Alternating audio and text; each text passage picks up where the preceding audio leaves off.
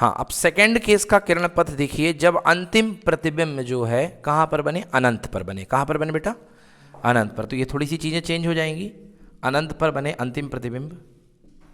तो डेरिवेशन तो इससे रिलेटेड मैंने ये कर दिया है। स्थिति नंबर 2 बोली हाँ या ना। क्या देखा आपने अंतिम प्रतिबिंब बंद करने के लिए, यू इक्वल टू क्या हो गया, F E. U equal to कितना, मतलब जो आपके पास में यू ई है वो एफ ई है। मतलब फोकस जो है, मतलब एक्चुअली होगा क्या कि आप वस्तु को यहां नहीं लेंगे, अब आप वस्तु को यहां लेंगे। ये देखिए क्या जी बेटा, पूरा रफ करके बनाऊं, ठीक है बना देता हूं पूरा रफ करके। केवल भाई देखो प्रोसेस तो इस लेंस की बदलेगी ना, इससे तो कुछ होना नहीं है। एक मिनट एडजस्टमेंट आपको करना है। ये जो लेंस है, सुन रहे हैं आप, एडजस्टमेंट आपका है। ये जो लेंस है इसको आगे पीछे करके आप यहां जो प्रतिबिंब बन रहा था बीच वाला ए डैश बी डैश, उसको कहां ले आएंगे, इसके फोकस पे। समझ पाए आप मेरी बात, नहीं समझ पाए भाई, ये कुछ नहीं हिलाना डुलाना इसको, इधर वाले को। आपके पास जो है, लो भैया उधर ही बना दो प्रतिबिंब। आप एक काम करो, ये लीजिए, ठीक है। अभी ये लेंस इधर पे इस जगह पे है, तो इसका फोकस यहां पर है, बोलो हाँ या ना।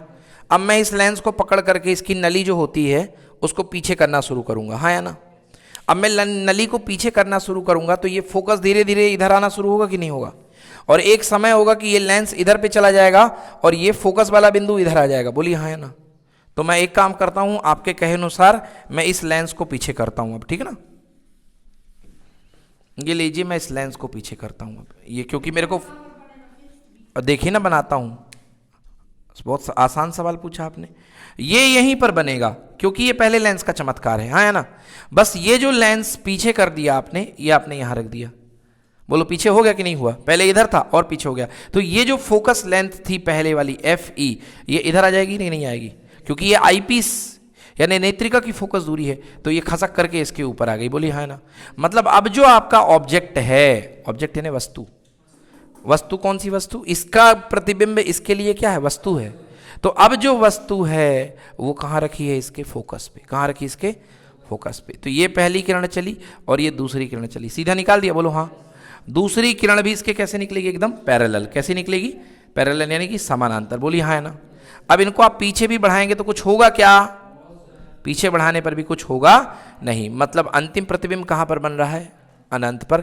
तो आप इसके लिए देखिए, ये क्या था बेटा, यूई था कि नहीं था, और यूई किसके इक्वल हो चुका है, एफ ई के। किसके इक्वल हो चुका है, एफ ई के। समझ में आया कि नहीं आया। अब वहां पर भैया यूई की जगह आप माइनस एफ ई मत रखना, कारण क्योंकि पहले ही आपने यूई की जगह माइनस लगा के कैंसिल कर दिया था, हाँ या ना।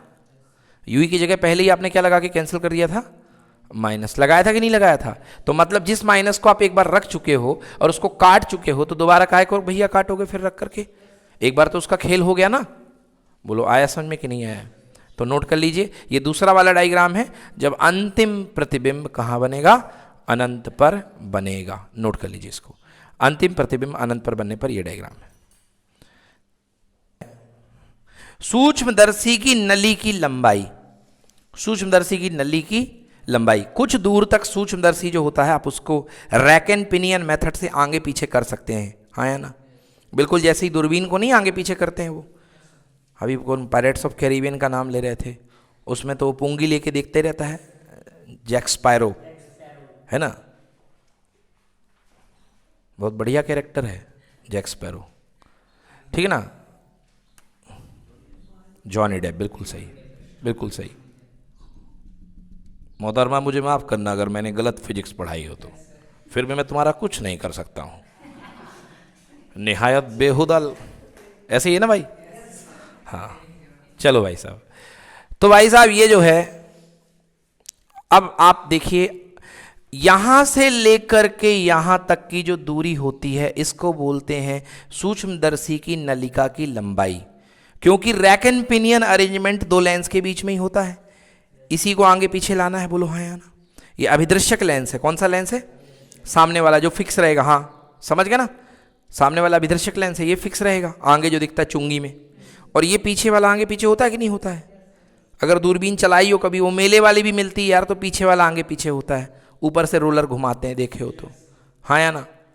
तो भैया ये लेंस जो होता है इसको आप आगे पीछे शिफ्ट कर सकते हो। तो ये जो दूरी कहलाती है इसको हम बोलते हैं क्या, नलिका की लंबाई। तो इस अवस्था में सूक्ष्मदर्शी की अंतिम प्रतिबिंब की अवस्था में नलिका की लंबाई कितनी होगी बंधु, L इक्वल टू क्या है बेटा, यहां तक बोलो, VO है कि नहीं है, बोलो VO है कि नहीं है, VO ऊपर भी लिखा है, और प्लस ये कितना बेटा FE, कितना है FE। तो L बराबर कितना हो गया, VO प्लस FE। नोट कर लीजिए इस अवस्था में प्रतिबिंब की लंबाई, यदि नहीं भी पहुंचे हैं तो बाद में नोट कर लीजिएगा, इस अवस्था में प्रतिबिंब की लंबाई L equal to VO plus FE।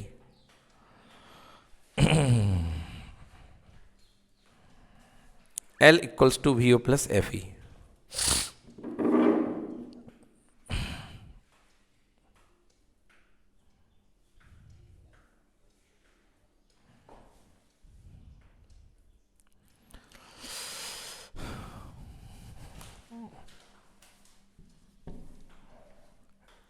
Eye lens, ठीक है जी, आ गया समझ में। अभिदृश्यक लेंस यानी O, नेत्रिका लेंस मतलब E। अब इसके बाद एक और चीज लिखनी है, आवर्धन प्राप्त करने के लिए, अधिकतम आवर्धन प्राप्त करने के लिए लिखिए, अधिकतम आवर्धन प्राप्त करने की शर्त, अधिकतम आवर्धन प्राप्त करने की शर्त। देखिए भैया, अधिकतम आवर्धन प्राप्त करने की शर्त यह है कि ये UO है, UO का मान क्या होना चाहिए, कम, UO का मान क्या होना चाहिए, तो M का मान क्या होगा, ज्यादा, M का मान क्या होगा, ज्यादा होगा। आई बात समझ में, बोलो हाँ, पक्का ना। UO का मान कम होगा मतलब वस्तु पास में रखी होनी चाहिए, वस्तु कहाँ रखी होनी चाहिए, पास में। अभिदृश्यक लेंस के पास में होनी चाहिए वस्तु, मगर इसमें भी लिमिट है, इतनी पास ना पहुंच जाना कि फोकस को क्रॉस कर लेना, इतनी पास ना पहुंच जाना कि फोकस को क्रॉस कर लिया, क्योंकि फोकस को क्रॉस कर लोगे तो कैसा प्रतिबिंब बन जाएगा, आभासी। कैसा बन जाएगा, आभासी। तो वस्तु जो होती है वो फोकस के पास में होनी, इसके लेंस के पास में होनी चाहिए, ठीक है। फायदा, क्योंकि आप जितना आगे आओगे ये वाला प्रतिबिंब उतना बड़ा बनेगा। याद है, याद है, फोकस के पहले आप जितना आगे आते थे, जितना आगे आते थे, ये प्रतिबिंब उतना क्या मिलता था, बड़ा मिलता था, हाँ या ना। और जब बीच वाला प्रतिबिंब बड़ा मिलेगा तो इसका आवर्धन और बड़ा मिलेगा, मिलेगा कि नहीं मिलेगा, मिलेगा ना। इसलिए ये नहीं कि इसको बहुत दूर रख दिए, इसलिए बहुत कम जगह दी जाती है वो कीड़ा मकोड़ा देखने के लिए, हाँ या ना। स्लाइड वगैरह माइक्रोस्कोप से चेक करते हैं तो उसमें जो नीचे स्लाइड जहाँ पेन रखते हैं, पेन यानी तवा जिसमें कीड़ा मकोड़ा बिठालते हैं, पत्ती रखते हो, वो जगह बहुत कम होती है। लिखो भैया, लिखो, UO का मान बहुत कम होना चाहिए, UO का मान बहुत कम होना चाहिए, अर्थात वस्तु को अभिदृश्यक के बेहद समीप रखना चाहिए, वस्तु को अभिदृश्यक के बेहद समीप रखना चाहिए। परंतु याद रहे क्या, ये फोकस के कहाँ होनी चाहिए, बाहर। परंतु ये फोकस के बाहर होनी चाहिए, ना तो फोकस पर ना तो फोकस के अंदर। परंतु याद रहे कि यह फोकस के बाहर होनी चाहिए। ठीक है भाई साहब, ठीक है जी, हाँ जी। अब भैया फोकस के बाहर हो, अब सोचो जरा, आप चाहते हो कि वस्तु पास में हो, आप चाहते हो वस्तु पास में हो, जितनी ज्यादा हो सके वस्तु पास में हो, तो इसके लिए क्या उचित रहेगा, अभिदृश्यक की फोकस दूरी कम होना या अभिदृश्यक की फोकस दूरी ज्यादा होना, कम होना, क्योंकि आप खुद चाहते हो कि वस्तु अभिदृश्यक की क्या रहे, पास में रहे। तो जितना फोकस कम रहेगा आप उतना पास में ला सकोगे कि नहीं ला सकोगे, भाई फोकस के अंदर तो नहीं ला सकते हो। बस यही है कि अगर फोकस दूरी कम ले लोगे तो वस्तु पास में आ जाएगी। लिखो, अतः अभिदृश्यक कम फोकस दूरी का लिया जाता है, अतः अभिदृश्यक कम फोकस दूरी का लिया जाता है।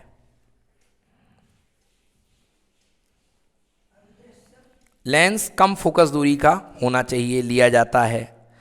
कम फोकस दूरी का अभिदर्शक लेंस होना चाहिए।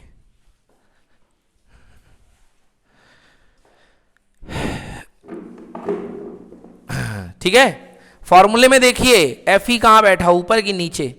नीचे। तो एफ ई का मान कम या ज्यादा? कम, बिल्कुल सही। लिखो सेकेंड, एफ ई का मान कम होना चाहिए। एफ ई का मान कम होना चाहिए।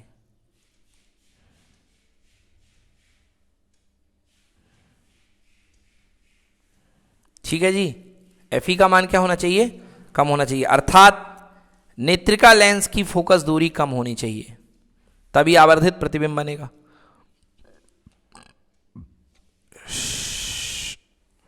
नेत्रिका लेंस की फोकस दूरी कम होनी चाहिए। सही है, समझ में आया? ठीक। अच्छा मिश्रा जी बताइए, वीओ, वीओ का मान, वो देखिए वीओ बैठा है उधर एमओ की जगह साथ में, एम के साथ में, उसको देखा करो आवर्धन जब पूछता हूं तो। डायग्राम तो ठीक है। वीओ का मान बताओ, कम होना चाहिए कि ज्यादा? कैसी बात कर दी आपने भैया, वीओ ऊपर बैठा कि नीचे बैठा है? अरे माइनस किसको बताता है लल्ला? मैथ्स को नहीं बता रहा, ये प्रकृति को बता रहा है। प्रतिबिंब उल्टा, उसको तुम सीधा तो किसी जिंदगी में नहीं कर सकते हो, हाँ या ना? तो बताओ क्या होना चाहिए? वीओ का मान ज्यादा होना चाहिए। क्या होना चाहिए? ज्यादा होना चाहिए। समझ में आया? मतलब ये जो प्रतिबिंब बन रहा है वीओ ऑब्जेक्टिव के द्वारा, वो जितना पास में बनेगा, उसके जितना ज्यादा पास में बनेगा नेत्रिका लेंस के, किरण उतना नीचे शिफ्ट करना पड़ेगा, हाँ या ना? ये वाली जो मिटा दिया मैंने, सुन रहे हो मेरी बात? समझ में आ रही है? मेरी बात का मतलब समझो। एक तो अगर रटने वाले हो तो ये देख लो कि वीओ ऊपर है, बोलो हाँ, तो समानुपाती हो गया। तो अगर वीओ ज़्यादा होगा तो एम भी क्या होगा? ज़्यादा होगा। अब जो दिमाग लगा पाते हैं, जो इमेजिनेशन कर पाते हैं, वो सुने भैया। अगर वीओ जितना ज़्यादा होगा, जैसे अभी वीओ फिलहाल यहाँ है, अगर मैं इसको और अंदर घुसेड़ दूंगा इसके यहाँ पर पास में, तो ये जितना पास में रहेगा इसका आभासी प्रतिबिंब उतना क्या बनेगा? बड़ा बनेगा। समझ में आया? तो वीओ के ज़्यादा होने से फायदा है कि कम होने से? लिखो, वीओ का मान अधिक होना चाहिए जिससे कि अंतिम प्रतिबिंब ज्यादा आवर्धित मिले। अंतिम प्रतिबिंब ज्यादा आवर्धित मिले, हाँ या ना? समझ में आ गया? अंतिम प्रतिबिंब क्या मिलेगा? ज्यादा आवर्धित मिलेगा। ठीक है, अब ध्यान से देखो, जो लेंस की लंबाई है, नलिका की लंबाई, नलिका की लंबाई में दो लोग बैठे हैं, एक वीओ और एक एफई, हाँ या ना? एफई के बारे में तो हमने पहले डिक्लेयर कर दिया कि एफई क्या होना चाहिए? कम, मगर वीओ क्या होना चाहिए? ज्यादा। तो अगर वीओ ज्यादा होगा तो नलिका की लंबाई बढ़ेगी कि घटेगी? ज्यादा होगी। मतलब अच्छे सूक्ष्मदर्शी में नलिका की लंबाई क्या होगी? अधिक होगी। क्या होगी? ज्यादा होगी। लिखो, अतः नलिका की लंबाई ज्यादा होनी चाहिए। नलिका की लंबाई ज्यादा होनी चाहिए। अतः नलिका की लंबाई ज्यादा होनी चाहिए। डन। अब जो बचा है उसको नोट कर लें, ये खत्म हो गया पूरा।